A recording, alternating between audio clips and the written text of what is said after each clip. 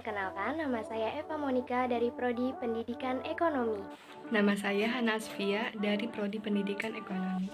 Nama saya Rahmanisa Auliasa Fitri dari Prodi Pendidikan Ekonomi. Halo, perkenalkan nama saya Siti Aisyah dari Prodi Pendidikan Ekonomi. Nama saya Altirani dari Prodi Pendidikan Ekonomi. Nama saya Arif Yogi Saputra dari Prodi Pendidikan Ekonomi. Halo, perkenalkan nama saya Destina Ayu Rahmadani dari Administrasi Perkantoran. Nama saya Septi Ainul Fadia dari Prodi Administrasi Perkantoran. Halo semua, perkenalkan nama saya Rizky Amelia Rinjani dari Prodi Pendidikan Administrasi Perkantoran. Nama saya Elsa Salsabila dari Prodi Pendidikan Administrasi Perkantoran. Nama saya Muhammad Halil Gibran dari Prodi Pendidikan Administrasi Perkantoran. Nama saya Esther Gracia, saya dari Prodi Pendidikan Administrasi Perkantoran. Perkenalkan, nama saya Siti Sarah Nurul Ilmi dari Prodi Pendidikan Bisnis. Nama saya Daud Taufik dari Prodi Pendidikan Bisnis. Saya Divana Putri Tifa Loviani Simangunsong dari Prodi Pendidikan Bisnis. Kami dari Prodi EA kelompok 18 siap ikut PKMP.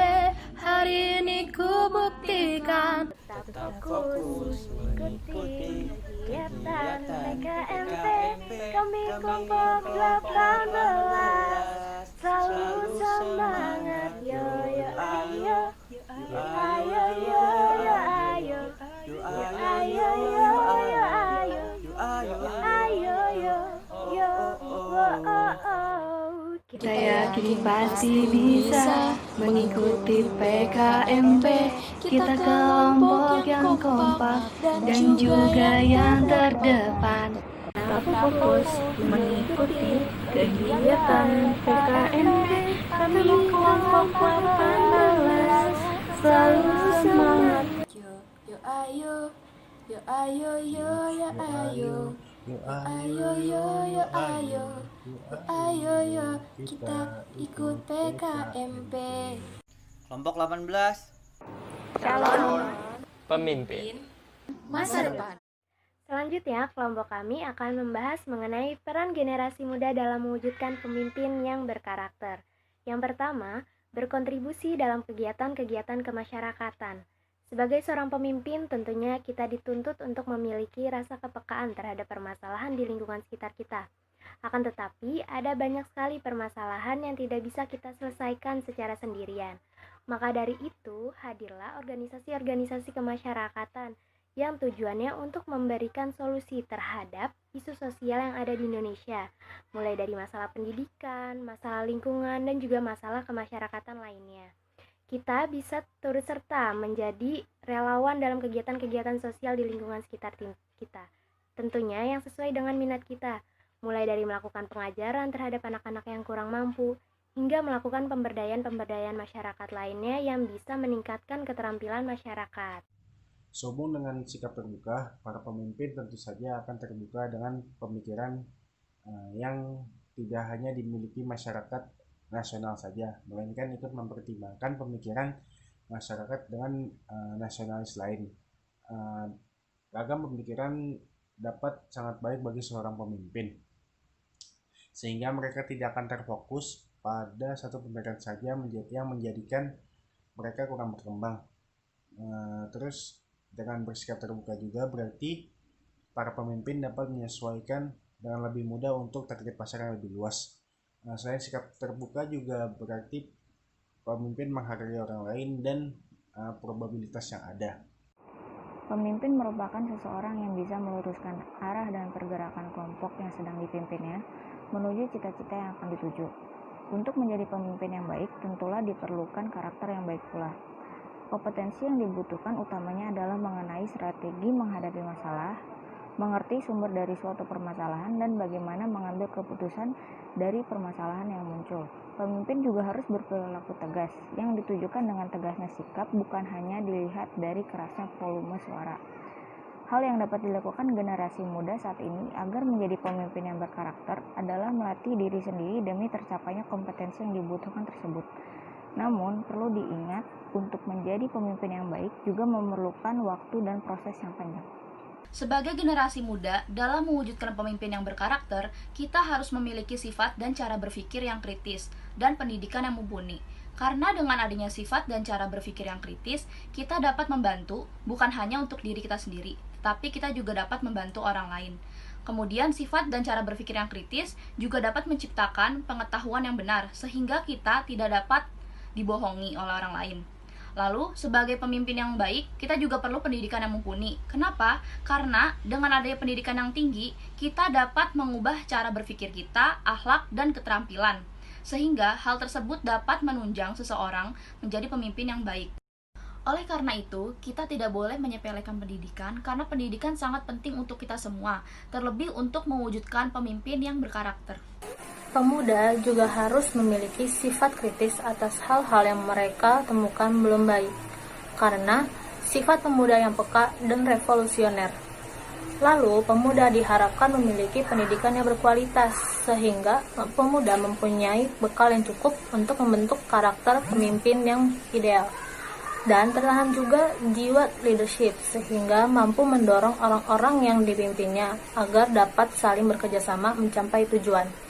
Dari hal-hal tersebut, pemuda diharapkan menjadi harapan suatu bangsa, agar bangsa kita lebih baik di masa yang akan datang.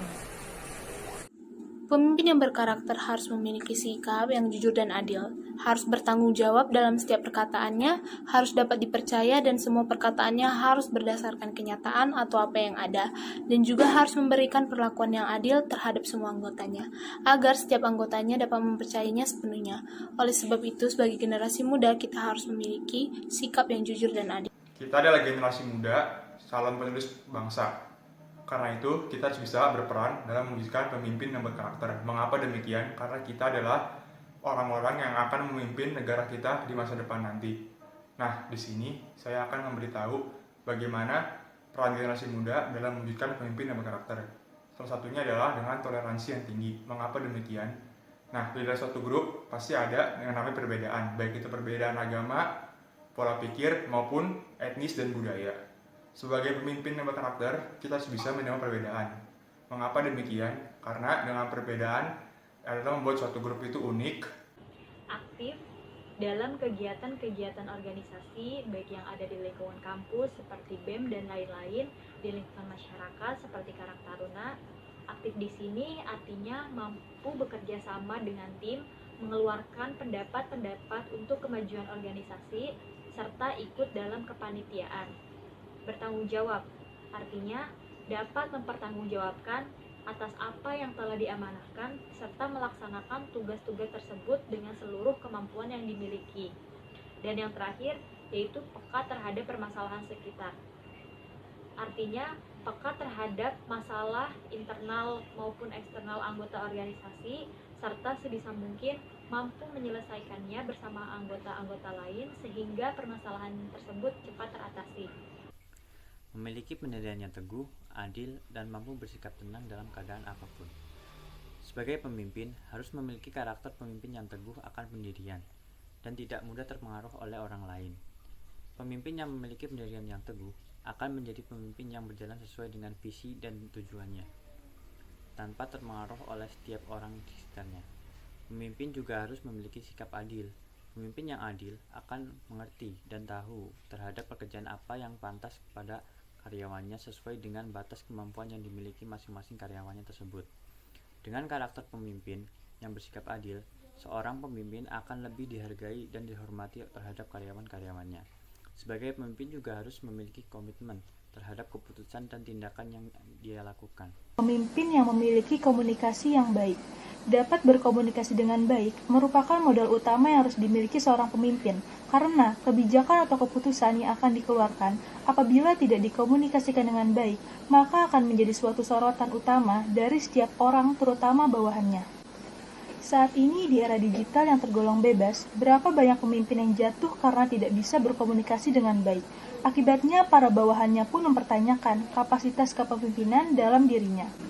Oleh karena itu, komunikasi ini bukan sesuatu yang main-main, diperlukan skill khusus dalam mempelajarinya. Bila memiliki skill komunikasi yang baik, maka kita pun akan mudah untuk berkomunikasi dengan bawahan di berbagai tingkatan. Harus konsisten dalam mengemban tugas dan tanggung jawab. Konsisten merupakan habit yang penting dalam sebuah kepemimpinan. Lalu, bagaimanakah caranya supaya kita bisa menjadi pemimpin yang konsisten? Intinya adalah berjanjilah atau punya komitmen pada apa yang kita yakini dapat ditepati. Tepati janji atau jangan buat janji sama sekali. Perlakukanlah anggota kita secara adil, jangan menganak-emaskan mereka. Jika kamu punya aturan, jangan buat pengecualian. Kamu harus menjadi seorang role model bagi organisasi, dan dengan sikap konsisten, maka kamu berpeluang menjadi seorang pemimpin. Menjadi agen pembaharuan. Tantangan yang dihadapi bangsa saat ini, seyogyanya dijawab generasi muda dengan berperan menjadi agen pembaharuan. Berbekal jiwa sukarelawan dan semangat kepemimpinan yang dimilikinya, generasi muda perlu berkontribusi untuk bangsa dengan menjadi tulang punggung pembangunan dan sebagai penggerak perekonomian. Peran mahasiswa dalam pengembangan teknologi di Indonesia. Di zaman serba teknologi yang canggih, mahasiswa mempunyai jiwa semangat akan perubahan di masa depan. Karena kehidupan manusia sekarang sudah tidak bisa lagi dipisahkan oleh pergerakan teknologi. Dan ternyata juga masih banyak masyarakat yang akan gagap terhadap teknologi, terutama di daerah pelosok yang belum memadai. Dan inilah saatnya tugas yang generasi muda dipelopori oleh mahasiswa untuk membebaskan masyarakat Indonesia dari kegagapan akan teknologi. Kita sebagai pemuda dan pemudi harus ikut mendorong kebijakan untuk memasyarakatkan teknologi hingga pelosok dapat menyesuaikan diri dalam bekerja dalam tim. Menyesuaikan diri atau beradaptasi dalam tim itu adalah hal yang penting.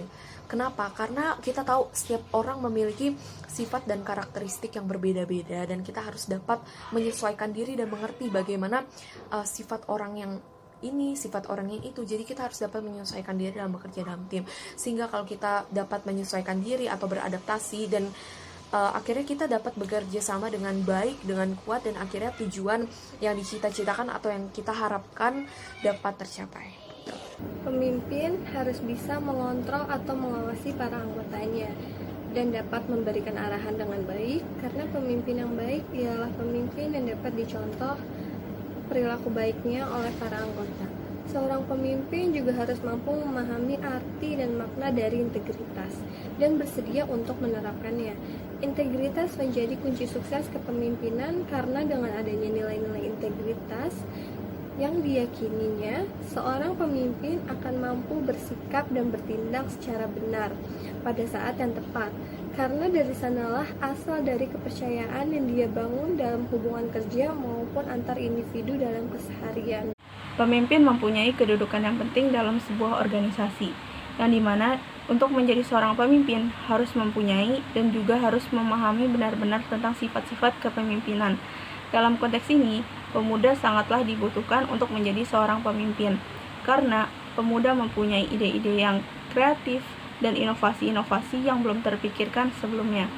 Maka, peran pemuda di sini sangatlah penting untuk mewujudkan pemimpin yang berkarakter, yang dimana pemimpin berkarakter itu ketika di depan harus memberikan contoh yang baik, ketika di tengah harus memberikan semangat untuk generasi selanjutnya, dan ketika di belakang harus memberikan dorongan yang kuat untuk tetap bisa maju bersama-sama. Kelompok 18. Calon pemimpin masa depan.